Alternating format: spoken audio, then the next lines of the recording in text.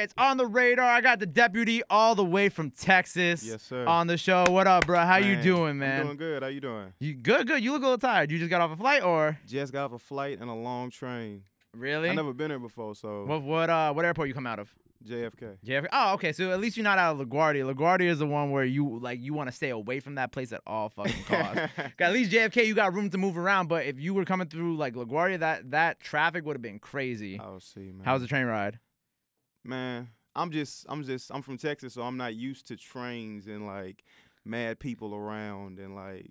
Is this your first time in New York, or? First time, man. No way. I only came to see you. Really? Yeah. I appreciate that. That's love. And you flying back out tomorrow? Yeah. I'm gonna fly in the morning. Okay. Yes, So you don't even get to get the whole like New York Nah, experience and all Not that. at all, man. All right. Probably try some restaurants. All right. Well, let's get into this music, man. So I Yes, know you got sir. a new EP out. Congratulations. Oh, thank you so much. Elinor, am I saying that correctly? Yeah, you are. All right, cool. And I was bumping it this morning, so I got a few questions about it. First of all, I want to tell me how you got Parade, how that whole Mark Cuban situation came up, you know? Parade.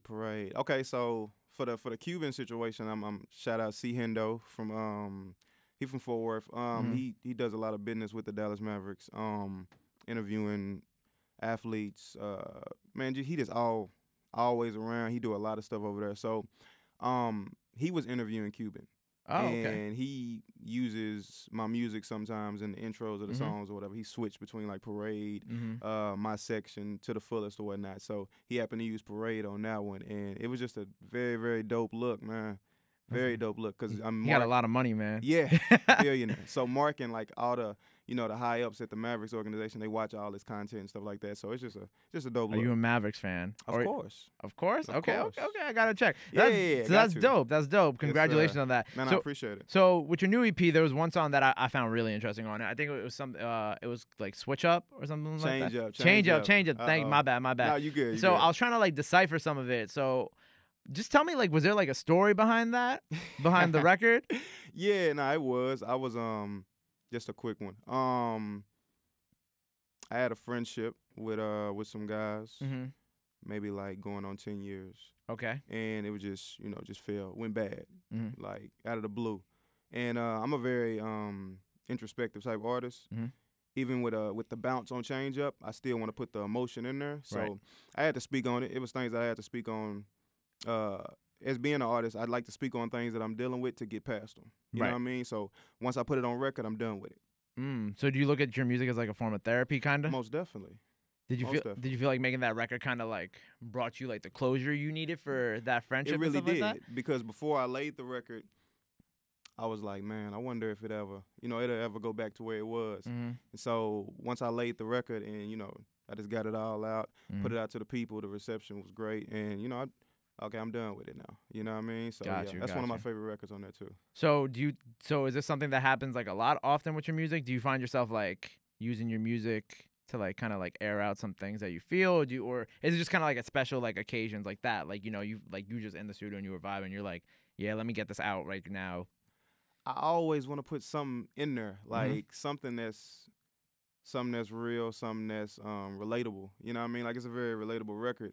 A lot of my music is, because I just feel like it's just the key. You know what I mean? Just to be one with the people. We all human, so it's just like that emotion that I got in that record, or records of any records of mine. I'm pretty sure people can relate to and stuff like that. So. Yeah, it was cool because when I was listening to it, I was like this is very relatable, because in college I had a big group of friends and whatnot, and like over time like that group of friends got smaller and smaller and smaller and smaller, and then like you by the time you out you left with like, if you might have been friends with like 20, 25 people at the beginning of college.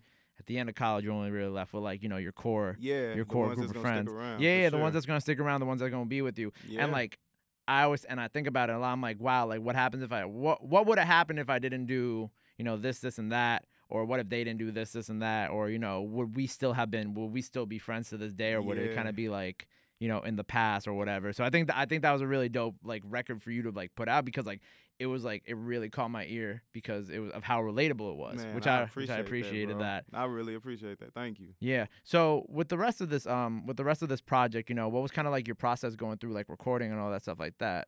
Like how long did it take to make and all that? Man, it didn't take long. This one didn't take too long. I was coming off of project I got called BYS, Bare Your Soul. I dropped that November 2017. November 2017. Thank you. And then, you're welcome. I got you. And then I just wanted to come back. Like beforehand, before I dropped BYS, I was gone for like 3 years. So I didn't want to take that break off again, and I wanted to just get back into the groove of creating. And my producer Tawan Hall, we always go back and forth on records. He send me beats, ideas, all types of stuff like that. I met another producer in Atlanta named Big A at a radio interview. We was both getting interviewed at the same time. We just clicked and went over there and just got a batch of beats from him, and it just built from there. And before you know it, I had 30 records. Wow. You know what I mean? And it's just like, how do you pick like which ones you put on the projects? Just the feel. Like Elinor is a street where I'm from in Fort Worth, on the north side of Fort Worth. And I just wanted it to feel like that. I wanted to feel like, growing up on the north side. And even if you look at the artwork, we not too far from the street, Elinor, and just the way I'm dressed, you know what I mean? Right. It just feel like, like a north side representation. So yeah, it's a lot of records to skim through and pick through or whatever, but I feel like we picked the best 6. Why'd you take that big break before this record, or before the last record, if you don't mind me asking? Man, I had moved to Atlanta in 2014. Oh, okay. June 2014, and just getting adapted to a whole new market, like a whole new area. Coming from Texas, it's a faster pace in Atlanta, and it's just a lot more going on. So just trying to find my lane and all that madness, because it's a lot of artists out there. It's a lot of certain type of rap out there. It's not trying to fall into that type of rap. You know what I mean? So it's just like it was something I really had to sit back and analyze on like a professor type level. You know what I mean? And figure out what can I do to help the scene here and still be original. Right. You know what I mean? So, it's kind of, when I was listening to your music, I was starting to think, I was like, who does he like sound like, not like trying to compare, but like your vibes and like your sounds and stuff like that. And I got like a really like, I got like a Wale type of vibe for some of your records, which I was like, this is dope. And the fact that I was able to connect, it's kind of hard with, with not all rappers, but like, the rap now is not as connected. Like, people aren't trying to reach their audience, you know what I'm saying? They're not trying to build that connection anymore. But I thought that was really cool how you were able to do that. And then I think that you did it on like on a widespread type thing where like other people can connect to your record. And then like you said, when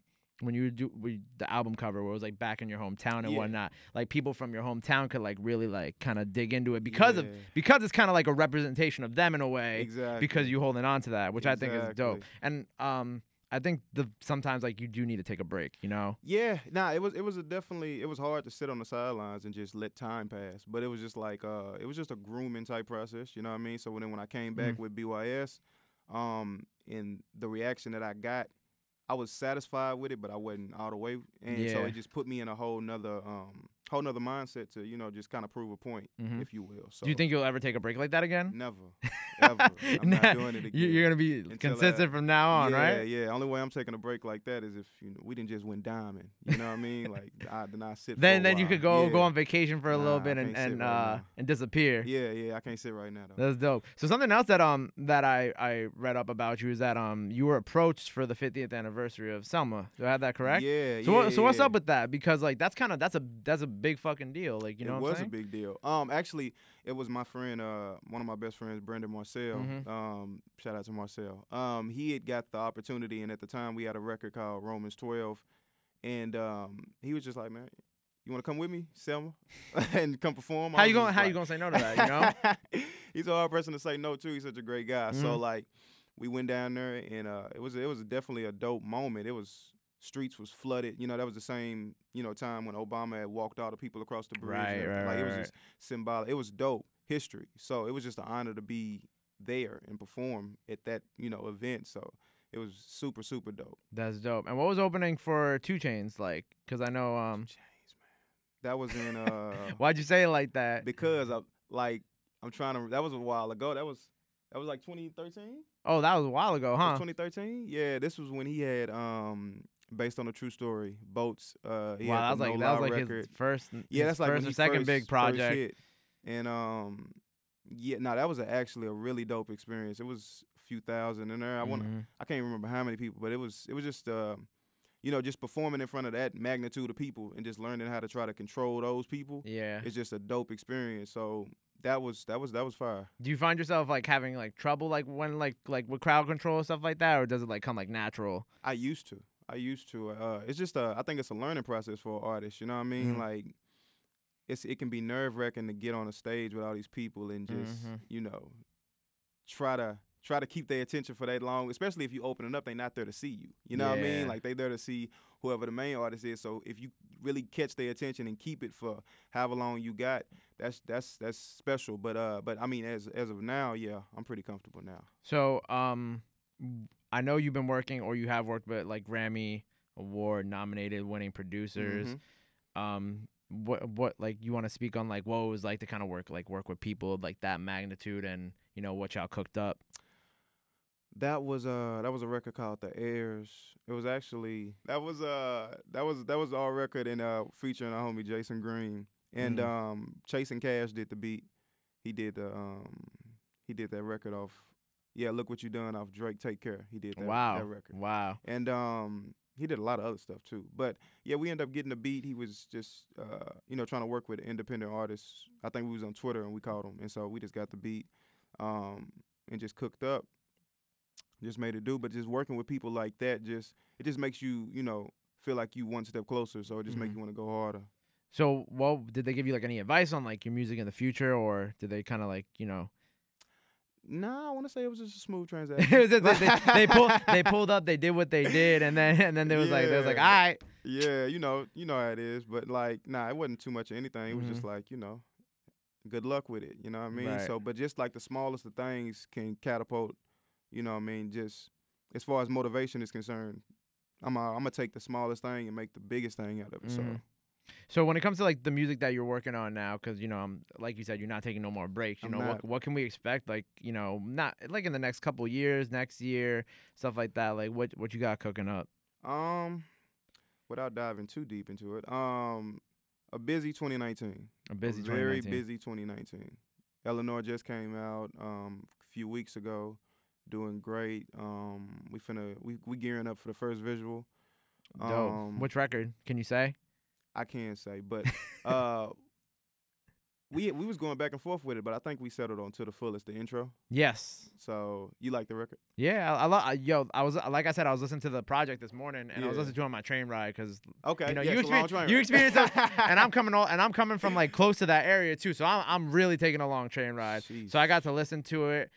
Obviously, Parade was one of my favorites, and then the one we talked about before was amazing, man. Change Up was great. You know, it's not often that I get passed along records and that like I feel like I can connect with them. That's dope, man. But and that's not me bullshitting either, cause like this ain't no like Drake like oh this is the best shit, like this is the best shit I've ever heard. This is like Change Up, like I really felt like to my core, cause I was sitting at my desk this morning working, and I was like, God damn, man. I was like, wow, what if I was still friends with all these dudes? Like what it would be like now. Yeah, sometimes you gotta cut them off, man. Yeah, sometimes it's for the better. Yeah, for sure. Especially in the entertainment industry, man. Yeah. You know how that can get. Yeah, man. They're gonna come and go. Yeah, they're gonna come and go. So let all the people know where they can get where they can get your music, where they can follow you at, all that dope stuff. Well, my website, thedeputy.com. But it's on. Elinor is out right now on all streaming sites: Apple Music, Spotify, Tidal, everything. Man, you can go check it out there. New visuals coming. It's a lot of great things coming. So yeah, the Twitter, Instagram, the Deputy at the Deputy DADEPUTY. So yeah, I'm Deputy on everything. Appreciate you. Thank you for coming through. Thank you, bro. And we're gonna have a freestyle. If you're watching this video now, when it dropped, 2 days, we dropping a freestyle. Get ready for it. It's gonna be heat.